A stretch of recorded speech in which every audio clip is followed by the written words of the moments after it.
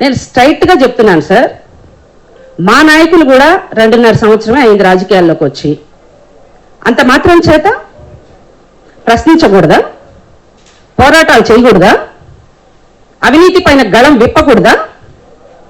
అంటే మనిషిని మనస్సు మీద కొడితే బాధపడతారు, మన మాటలకి మన జోలికి రాకుండా ఉంటారు అనని మీ నాయకులు కొంతమంది తక్కువ టమారీ విద్యలు తెలిసిన వాళ్ళమే అంటూ మాట్లాడుతూ ఉన్నారు సార్. కాబట్టి మా నాయకుడు సార్ నారాయణ సార్, మీరు మీ పార్టీ ప్రతిపక్షంలో ఉన్నప్పుడు మీరు ఏ రోజు కూడా ఆ 5 సంవత్సరాలలో రోడ్డు మీదకి వచ్చి ఒక ధర్నా చేసిన దాఖలాలు లేవు. ఏ రోజు కూడా అధికార పార్టీతో పోరాడినటువంటి సిచ్యువేషనే లేదు.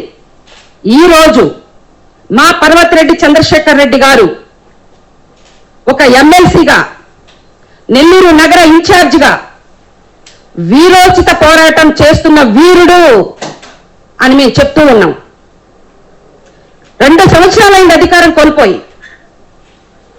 ఎక్కడన్నా వెన్ను చూపుతున్నాడా? ఎవరికన్నా భయపడుతున్నాడా? ఎప్పుడు పార్టీ అధిష్టానం ఏ యొక్క కార్యక్రమాన్ని చేపట్టమన్నా ధైర్యంగా చేపడుతూ ఉన్నారు. మీలో కొంతమందికి అవి నచ్చకపోవచ్చు. ఆయన ఎలా మాట్లాడాలో కూడా మీ వాళ్ళే చెప్తూ ఉన్నారు. కొంతమందిని చూసి కొత్తగా నేర్చుకుంటున్నారని చెప్తున్నారు. మా నాయకుడు మొన్న 5th టౌన్ స్టేషన్ ముందు మాట్లాడారు. మీలాంటి వాళ్ళతో అధికార పార్టీ మీలాంటి నాయకులతో పోరాడుతూ ఉంటే మాకు సిగ్గుగా ఉంది అని అన్నారు. గుచ్చుకున్నాయా మాటలేమన్నా? గుచ్చుకున్నాయా మాటలేమన్నా? మా నాయకులతో పోరాడలేకపోతున్నారా మీరేమన్నా?